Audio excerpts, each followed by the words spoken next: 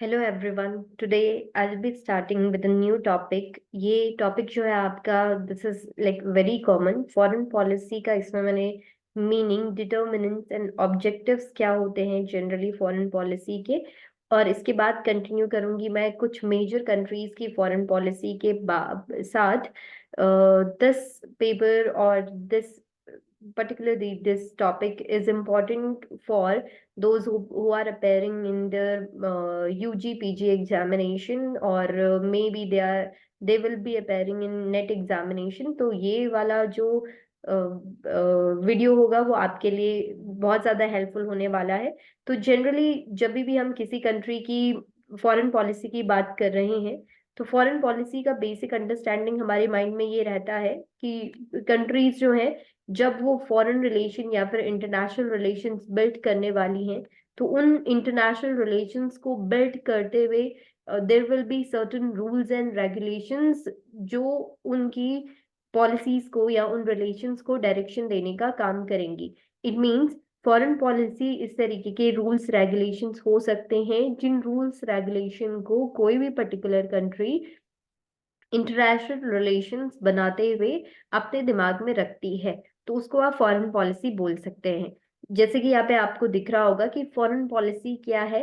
Bye state to interact on a global global level with other state. तो global level पे या फिर international level पे कोई एक कंट्री दूसरी कंट्री के साथ जिस भी तरीके से जिन रूल्स रेगुलेशंस डायरेक्शंस के जरिए कंटैक्ट करेगी या फिर इंटरैक्ट करेगी, कनेक्ट होगी, वो rules regulations directions they they will be called foreign policy, या फिर उनको आप पॉलिसी बोलोगे।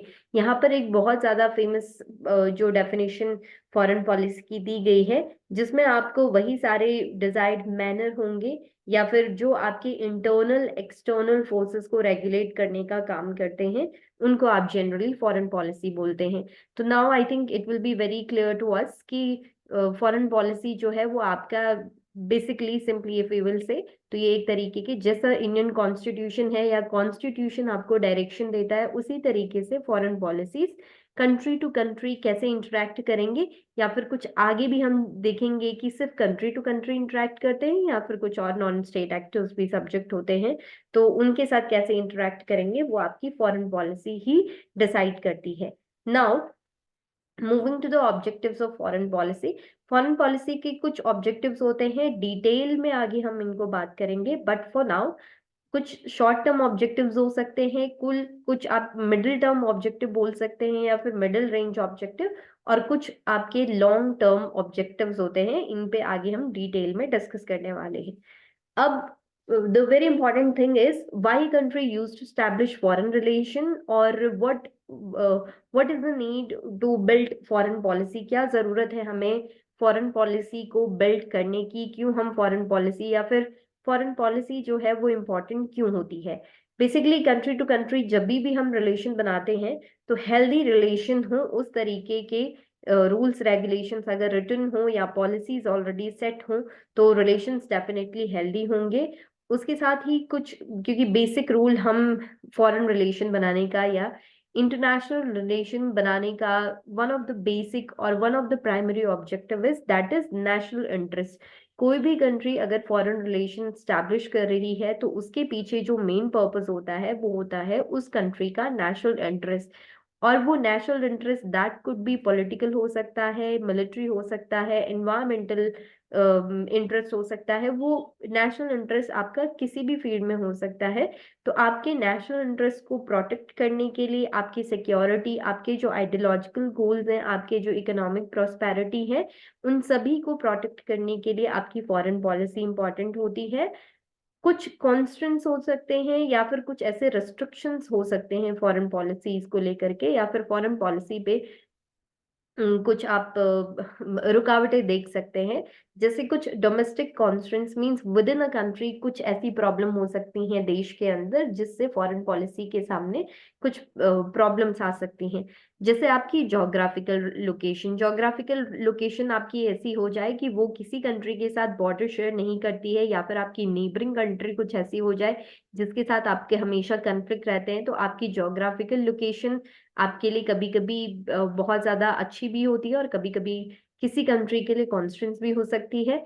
फिर कंट्री के पास रिसोर्सेज क्या है, रिसोर्सेज मीन्स कंट्री के पास वाटर है, कंट्री के पास पेट्रोलियम है, कंट्री के पास कौन सा मटेरियल किस क्वांटिटी क्वालिटी में लेकर के है, रिसोर्सेज मैटर करता है। आपका पॉलिटिकल सिस्टम क्या है, डेमोक्रेटिक पॉलिटिकल सिस्टम है या फिर आप कोई और दूसरा प्रेसिडेंशियल फॉर्म ऑफ गवर्नमेंट। तो जिस भी तरीके की आपकी पॉलिटिकल सिस्टम होगा, आपकी लीडरशिप होगी, आपकी सोसाइटल डायनामिक्स होंगी, तो ये आपकी फॉरेन पॉलिसी को डिसाइड करने में जो डोमेस्टिक कॉन्सेंस या फिर ये डोमेस्टिक एक डायरेक्शंस भी हो सकते हैं जो आपकी फॉरेन पॉलिसी को डायरेक्शन देने का या फॉरेन पॉलिसी को बनाने में हेल्पफुल होते हैं।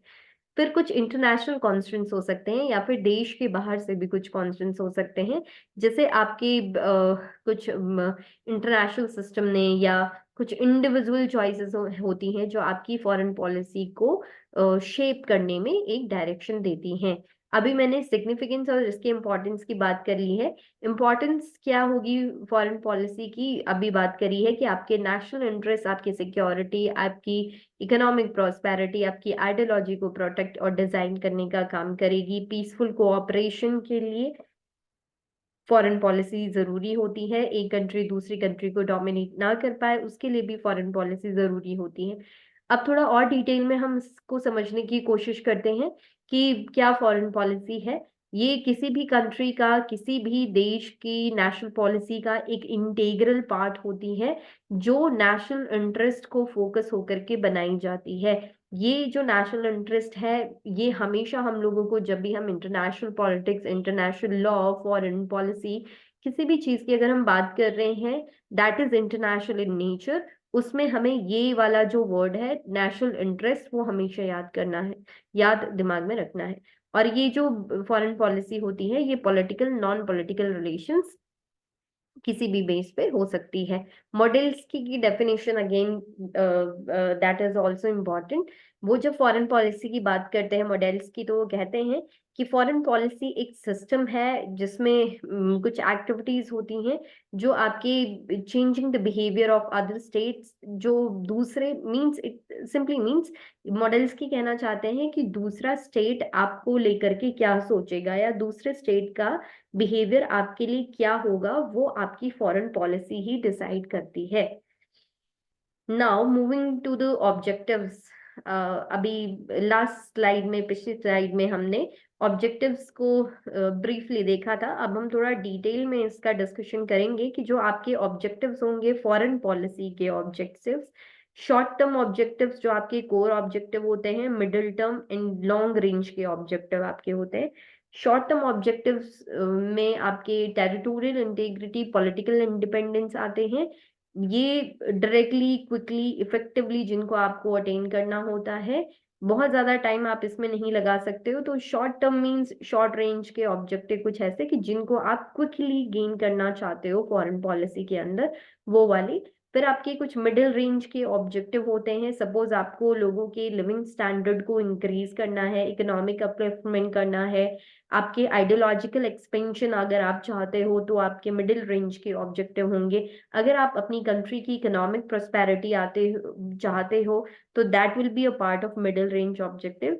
इसके बाद कुछ लॉन्ग रेंज या लॉन्ग टर्म के ऑब्जेक्टिव आते हैं। अगेन इसमें आप आइडियोलॉजिकल एक्सपेंशन को ले सकते हैं, जैसे हमने कोल्ड वॉर के टाइम पे यूएस और यूएसएसआर की दोनों के ही आइडियोलॉजिकल एक्सपेंशन का भी वो वॉर था, उसको हमने देखा। और definitely that was a long term objective, वो लंबे टाइम तक चलता रहा। और रशिया का जैसे यहाँ पे एग्जांपल दिया ही है।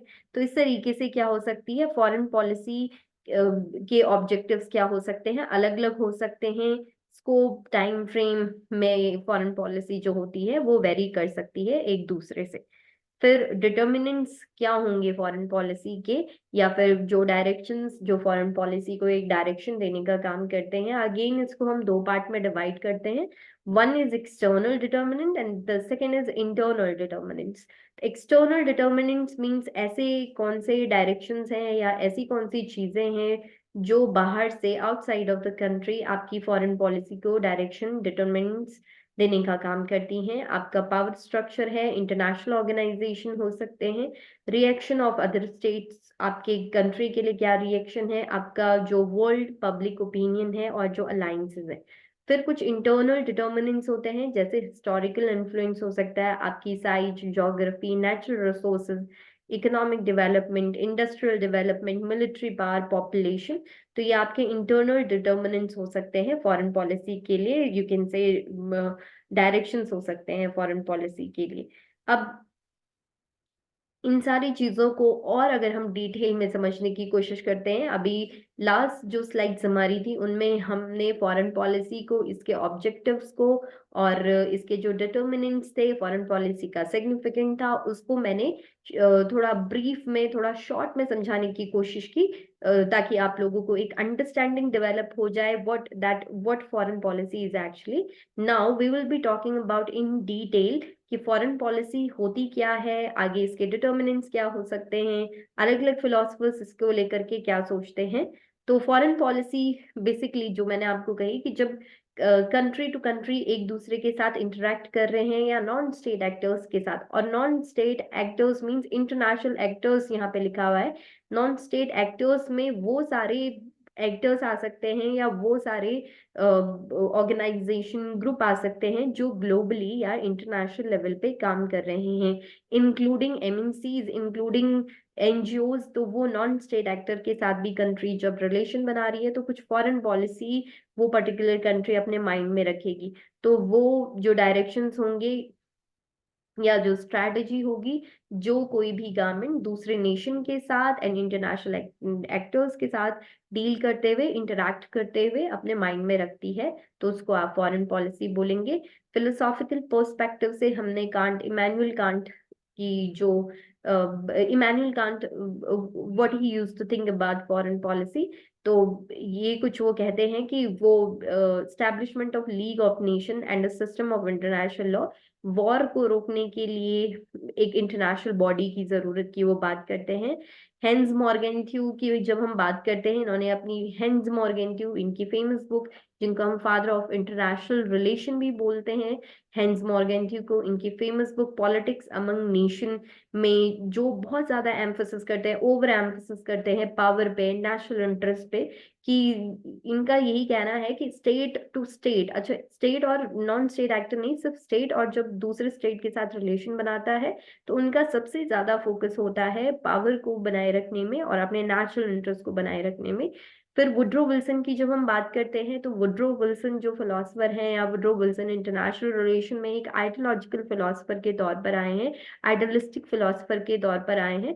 तो ये बहुत ज्यादा जो हम पावर और नेशनल इंटरेस्ट हेंस मॉर्गेंट्यू में देखते हैं, तो वो इस तरीके की बातें वुड्रो विल्सन नहीं कहते हैं। वो फिर यहाँ पे डेमोक्रेटिक वैल्यूज की बात करते हैं इंटरनेशनल रिलेशन में, वुड्रो विल्सन। अब नेक्स्ट जो डिटर्मिनेंट्स हम लोगों ने अभी काफी शॉर्ट में देखे थे, इनको हम थोड़ा डिटेल में डिस्कस करें, और उसके साथ ही कुछ एग्जांपल्स भी मैंने आप लोगों के लिए यहाँ पर रखे हैं। और ये एग्जांपल ही है जो थियरी के साथ साथ आपकी आंसर राइटिंग को और ज्यादा बेहतर बनाती हैं। तो एग्जाम्पल के साथ अगर आप अपने आंसर को प्रेजेंट करने की कोशिश करते हैं, तो डेफिनेटली वो आपकी अंडरस्टैंडिंग को भी और सामने वाले की अंडरस्टैंडिंग को भी और ज्यादा क्लियर करेगा कि आप सब्जेक्ट के बारे में क्या सोचते हो। तो ज्योग्राफिकल लोकेशन, जैसे रशिया का यहाँ पर एग्जाम्पल दिया हुआ है कि रशिया की जो फॉरेन पॉलिसी है वो बहुत ज्यादा इसकी, क्योंकि टेरिटोरियल एक्सपेंसेस और इसकी जो स्ट्रैटेजिक लोकेशन है, तो यूरोप और एशिया दोनों को ही कवर करता है रशिया। तो इसकी जो पॉलिसी है या इसकी फॉरेन पॉलिसी है, वो सिक्योरिटी कंसर्न को लेकर के, क्योंकि इसकी ज्योग्राफिकल लोकेशन, ज्योग्राफिकल पोजीशन ही ऐसी है कि वो सिक्योरिटी कंसर्न को लेकर के अपनी फॉरेन पॉलिसी को डेवलप करता है। फिर कुछ हिस्टोरिकल कॉन्टेक्स्ट जो आपके डिटर्मिनेंट्स हो सकते हैं फॉरेन पॉलिसी को लेकर के। जर्मनी का बहुत अच्छा यहाँ पे एग्जांपल दिया हुआ है। एज वी ऑल नो कि फर्स्ट वर्ल्ड वॉर और सेकेंड वर्ल्ड वॉर जर्मनी, उसमें जो एक मेन पार्टी जो था वो जर्मनी ही था। उसने बहुत ज्यादा मींस जर्मनी वॉर में बहुत ज़्यादा इन्वॉल्व रही और जर्मनी को ही सबसे ज़्यादा इसका नुकसान उठाना पड़ा। और उसकी जो सेकेंड वर्ल्ड वॉर का जो इसका फाइन था वो 2010 में जाकर के लास्ट पेमेंट जर्मनी ने उसकी करी थी। तो हिस्टोरिकल कॉन्टेक्स्ट भी, या जो आपने अपनी हिस्ट्री से, अपने पास्ट से जो एक्सपीरियंस लिया है, वो आज आपकी फॉरेन पॉलिसी को शेप करने के लिए एक इम्पॉर्टेंट डिटर्मिनेंट हो सकता है। Next is economic interest. Economic interest, बहुत सारी कंट्रीज जैसे चाइना के बारे में आजकल हम सभी लोग बहुत ज्यादा सुन रहे हैं कि China belt and road initiative चला रही है all over the globe. Generally जो आपके छोटी छोटी कंट्रीज हैं उन कंट्रीज में बेल्ट एंड रोड इनिशिएटिव इस तरीके का चला रही है। तो ये चाइना जो है इकोनॉमिक सेंट्रिक फॉरेन पॉलिसी अपनी चला रही है। सिक्योरिटी कंसर्न को लेकर के इसराइल की फॉरेन पॉलिसी, और ऑलमोस्ट एवरी कंट्रीज जो होती हैं वो अपने सिक्योरिटी कंसर्न को लेकर के फॉरेन पॉलिसी को बिल्ड करती हैं, शेप करती हैं। इसके अलावा आपकी जो डोमेस्टिक पॉलिटिक्स होती है, जैसे यूएस की फॉरेन पॉलिसी जो होती है, that is directly influenced by the domestic political factors, जिसमें आपका पब्लिक ओपिनियन है, आपके इंटरेस्ट ग्रुप्स हैं, आपके इलेक्टोरल साइकिल है, ये बहुत ज्यादा मैटर करती है। फिर आपके आइडियोलॉजिकल बिलीफ्स क्या होंगे, आइडियोलॉजिकल बिलीफ भी आपकी फॉरेन पॉलिसी को शेप करने में। तो जैसे ईरान की फॉरेन पॉलिसी जो होती है वो इस्लामिक रिपब्लिक कंट्री है, इसलिए इस्लामिक प्रिंसिपल्स जो हैं उन पे बेस्ड आपकी जो फॉरेन पॉलिसी है वो आपके आइडियोलॉजिकल बिलीफ पे बेस हो सकती है। नेक्स्ट आपके जो अलायंसेस हैं या फिर जो आपके इंटरनेशनल कमिटमेंट्स हैं, जैसे नाटो के जो भी मेंबर होंगे, मेंबर कंट्रीज, उनकी फॉरेन पॉलिसीज में कुछ आपको कॉमन चीजें, या फिर सार्क की जो मेंबर कंट्रीज होंगी उनकी जो फॉरेन पॉलिसी है उसमें आपको कुछ कॉमन चीजें देखने को मिलेंगी। फिर ग्लोबल पावर डायनेमिक्स की जब हम बात करते हैं, जैसे इंडिया की फॉरेन पॉलिसी है बहुत ज्यादा इन्फ्लुएंस होती है ग्रेट, क्योंकि डेफिनेटली हम हमारे देश को, भारत को एक स्टेटस चाहिए, स्टेटस डेफिनेटली मिलेगा, इकोनॉमिक पावर हम लोग बन रहे हैं और वर्ल्ड वाइड कंट्री को रिकॉग्नाइज किया जा रहा है, हमारी फॉरेन पॉलिसी को रिकॉग्नाइज किया जा रहा है, सिक्योरिटी काउंसिल में परमानेंट मेंबर होने के लिए हम बार बार कोशिश कर रहे हैं। तो डेफिनेटली हमारा जो ग्लोबल पावर डायनामिक्स होता है वो भी हमारी फॉरेन पॉलिसी को शेप करने में काम करता है। फिर कुछ इंटरनेशनल नॉर्म्स एंड इंस्टीट्यूशंस होते हैं, जैसे यूरोपियन यूनियन में जो कंट्रीज है उनकी फॉरेन पॉलिसी एक मल्टीलेटरलिज्म, या फिर उनका आपस में जो कमिटमेंट है ह्यूमन राइट्स को लेकर के वो कंट्रीज, डेमोक्रेसी को लेकर के वो कंट्रीज आपस में क्या सोचती हैं। तो ये कुछ नॉर्म्स जो होते हैं वो कंट्री की फॉरेन पॉलिसी को एक डायरेक्शन देने का काम करते हैं। नाउ ऑब्जेक्टिव क्या होंगे अगर हमने फॉरेन पॉलिसी बना दी है, हमारे कुछ डिटर्मिनेंट्स हैं। तो सबसे पहला ऑब्जेक्टिव जो मैंने आपको पहले ही बोल चुकी हूँ कि अगर आप फॉरेन रिलेशन बिल्ड कर रहे हैं या फिर आप इंटरनेशनल रिलेशन या पॉलिसी, जब भी ये वाले कंसर्न हमारे सामने आते हैं, तो one thing that we should keep in mind, that is only national interest. Main और प्राइमरी कंसर्न होता है किसी भी कंट्री का कि वो क्या करती है, अपनी कंट्री की सेफ्टी इन सिक्योरिटी को इंश्योर करने का काम करे। तो एग्जाम्पल इसके साथ चल रहा है कि यूनाइटेड स्टेट की नेशनल सिक्योरिटी स्ट्रैटेजी हमेशा फोकस करती है या इम्पोर्टेंस देती है ताकि जो भी थ्रेट उनके सामने आ रहे हैं, साइबर अटैक को लेकर के, टेररिज्म को लेकर के, और टेररिज्म को लेकर के, साइबर अटैक को लेकर के यूएस जो है वो वर्ल्ड वाइड काम कर रहा है अभी भी। टेरिटोरियल इंटीग्रिटी आपका दूसरा फॉरेन पॉलिसी का ऑब्जेक्टिव हो सकता है, ताकि आप अपनी कंट्री को की जो सोवरेनिटी है, टेरिटोरियल इंटीग्रिटी है, वो आप उसको प्रोटेक्शन देने का काम कर सको। जैसे इंडिया ने अपनी कॉन्स्टिट्यूशन में भी ये बातें रखी हुई हैं कि आप अपनी सोवरेनिटी को प्रोटेक्ट करने का काम करोगे। जो मींस 47 में आप इतने लंबे टाइम बाद जब आप आजाद हो रहे हो, तो डेफिनेटली आप चाहोगे कि आपकी अब जो इंटीग्रिटी है उस पे किसी भी तरीके का अटैक ना हो। नेक्स्ट जो आपके ऑब्जेक्टिव हो सकते हैं, जो कॉमन ऑब्जेक्टिव हो सकते हैं आपके फॉरेन पॉलिसी को डिजाइन करने में, इकोनॉमिक प्रॉस्पेरिटी हर कोई कंट्री चाहता है, क्योंकि आपको इकोनॉमिक ग्रोथ चाहिए। चाइना का हम इसमें एग्जांपल लेते हैं जब हम बेल्ट एंड रोड इनिशिएटिव की बात करते हैं, ट्रेड आपको चाहिए, इन्वेस्टमेंट आपको अपनी कंट्री में चाहिए। पॉलिटिकल इन्फ्लुएंस हो सकता है, पॉलिटिकल इन्फ्लुएंस बढ़ाने के लिए, या फिर डेफिनेटली रशिया जैसे चाहता है कि उनके जो पॉलिटिकल इन्फ्लुएंस है दूसरी कंट्री पे अपना बढ़े। आइडियोलॉजिकल गोल्स आपको चाहिए होते हैं कि आपके आइडियोलॉजिकल गोल्स नेबरिंग कंट्रीज या दूसरी कंट्रीज के साथ भी आपके जो भी थॉट्स हैं वो शेयर आप करो, तो ये आपके फॉरेन पॉलिसी के लिए ऑब्जेक्टिव हो सकते हैं। आपकी कल्चरल डिप्लोमेसी की जब हम बात करते हैं, जब आप क्या करते हो अपने म्यूचुअल अंडरस्टैंडिंग को लेकर के अपना कल्चर शेयर करना चाहते हो दूसरी कंट्री के साथ, वो आपका ऑब्जेक्टिव हो सकता है। अलायंस बिल्डिंग आप करना चाहते हो दूसरी कंट्री के साथ, ना तो हमने देखा व्हाट्सएप पैक्ट कर देखा हम लोगों ने, तो और भी ऐसे बहुत सारे अलायंसेस जो पूरी दुनिया में अब काम कर रहे हैं, रीजनल ऑर्गेनाइजेशंस हो सकते हैं जो पूरी दुनिया में काम कर रहे हैं आज, तो वो आप बिल्ड कर सकते हैं।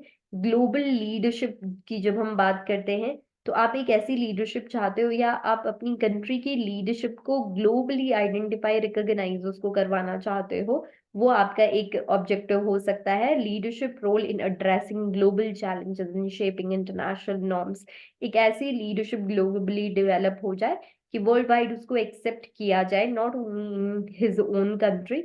तो इस तरीके के आपके कुछ ऑब्जेक्टिव्स आपकी फॉरेन पॉलिसी के हो सकते हैं।